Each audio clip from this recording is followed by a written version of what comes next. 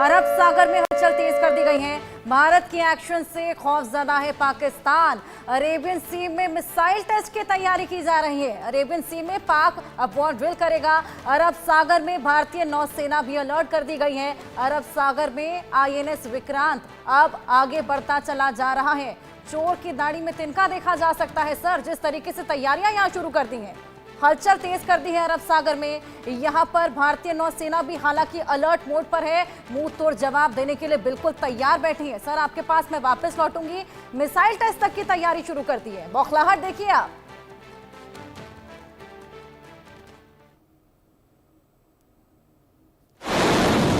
तो सर हाँ जी, अरब सागर में हलचल तेज हो गई है।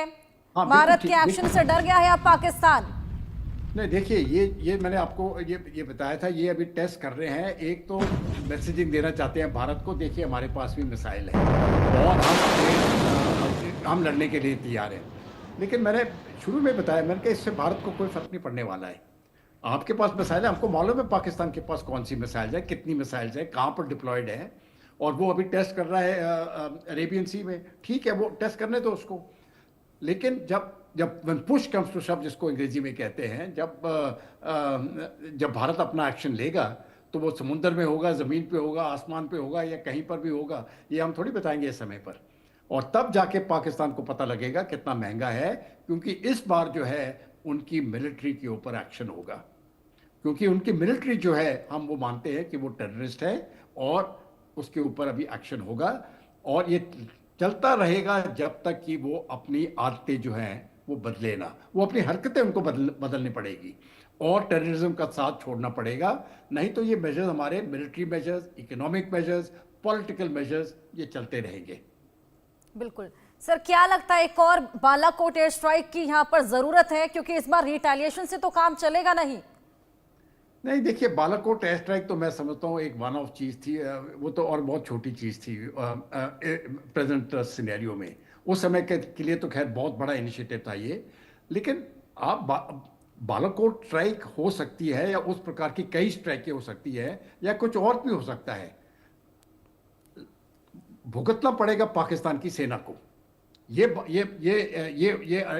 बॉटम लाइन है। और भारत नहीं चाहता है कि जो उनके सिविलियन पॉपुलेशन वगैरह है उनको नुकसान हो। लेकिन उनकी मिलिट्री जो है वो बार बार टेररिज्म को सपोर्ट करती है।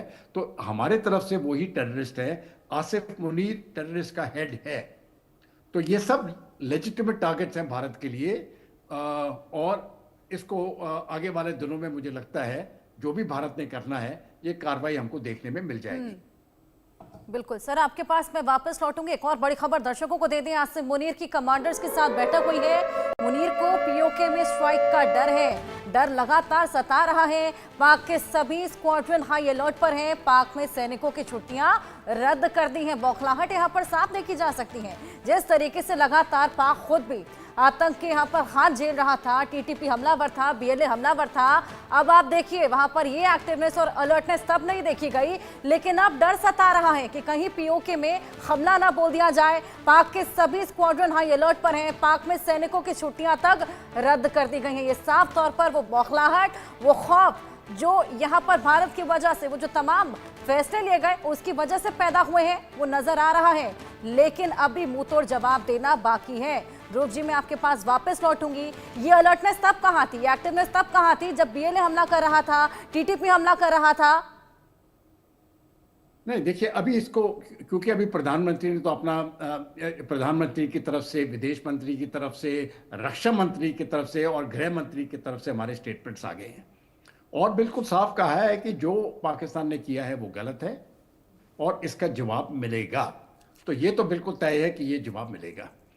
जो अभी तक एक्शन हुई है, जो विदेश सचिव ने बताया है, कल उन्होंने अनाउंस किया था, जो 5 कदम भारत ले रहा है, वो तो सिर्फ पहला कदम है। अभी तो कई कदम लेंगे हम। और जैसे जैसे दिन बढ़ते जाएंगे अब देखेंगे वो कौन कौन से कदम होते हैं। हो सकता है 1 हफ्ते के बाद शुरू हो, 2 हफ्ते के बाद शुरू हो। पाकिस्तान को घबराना अच्छी बात है, उनको घबराने दो, उनको टेंशन में रहने दो। क्योंकि जब तक उनको ये अक्ल नहीं आएगी, उनकी फौज को ये अक्ल नहीं आएगी कि टेररिज्म के साथ छोड़ो, वो सुधरने वाले नहीं हैं।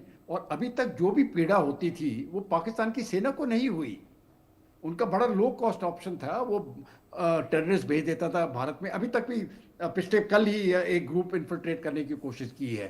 तो पाकिस्तान ने अपनी हरकतें छोड़ी नहीं है, ये हरकतें उनको छोड़ना पड़ेगी। जो भी टेररिस्ट कैंप है पाकिस्तान में वो उनको बंद करना पड़ेंगे, और जो टेररिस्ट वहां पर है उनको पकड़ के भारत को सौंपना पड़ेगा।